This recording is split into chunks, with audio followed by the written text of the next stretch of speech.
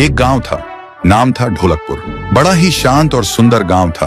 लोग हमेशा खुशी से झूमते थे क्योंकि उस गांव में रहता था महाराज रायस्टार, जो अपने गांव के लिए एक शेर था जो कभी अपने लोगों के साथ गलत होने नहीं देता था। लेकिन उस गांव में छुपा था एक डरावना राज, एक राज जो सबके दिल में था पर जुबान पे नहीं। गांव के बीच एक सूखा हुआ पेड़ था जिसे लोग कहते थे श्रापित पेड़। ना कोई उसके पास जाता, ना कोई उससे आंख मिलाता। हर पूर्णिमा के अगले दिन उस पेड़ के नीचे एक लाश मिलती थी।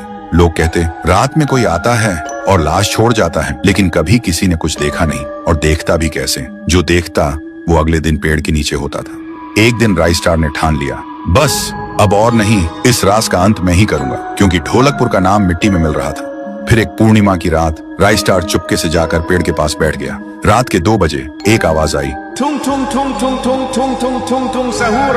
और फिर वो पेड़ भूत में बदल गया। वो भूत कुछ अजीब सा था, एक भयानक शैतानी हंसी वाला चेहरा, आंखें बड़ी बड़ी। वो पेड़ चल के एक घर के गेट को जोर जोर से खटखटाने लगता है। तभी एक आदमी डर के मारे आवाज सुन के बाहर निकलता है। वो भूत अपने लकड़ी जैसे हाथ से एक ऐसा थप्पड़ मारता कि उसकी सांस वहीं थम जाती है और उसी जगह उस लाश को ले जाता है और वापस फिर से पेड़ बन जाता था। देखते ही रायस्टार का दिल कांप जाता है, पर वो कुछ बोलता नहीं।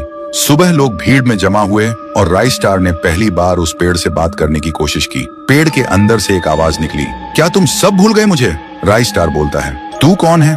पेड़ बोलता है, मैं हूँ ठुन ठुन ठुन साहुर। एक वक्त था जब मैं भी इस गांव का एक प्यारा सा बच्चा था, लेकिन 100 साल पहले मुझे इसी पेड़ से रस्सी बांधकर उल्टा लटका दिया गया, गांव वालों की आंखों के सामने, और मेरी मौत को तमाशा बना दिया गया, सिर्फ इसलिए क्योंकि मैंने एक राज देख लिया था जो लोग छुपाना चाहते थे। और उसी पल से मेरी रूह इस पेड़ से जुड़ गई।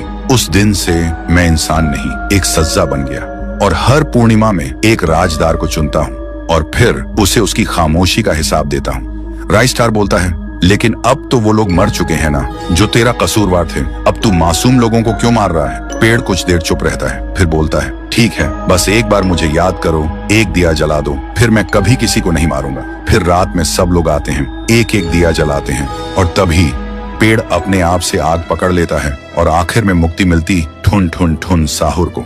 उस दिन के बाद गांव में कभी कोई लाश नहीं मिली। हर पूर्णिमा में लोग एक दिया जलाकर उसकी यादों को जिंदा रखते हैं, क्योंकि अगर भूल गए तो सपने में एक आवाज सुनाई देती थी, tung tung tung tung tung tung tung tung tung सहूर।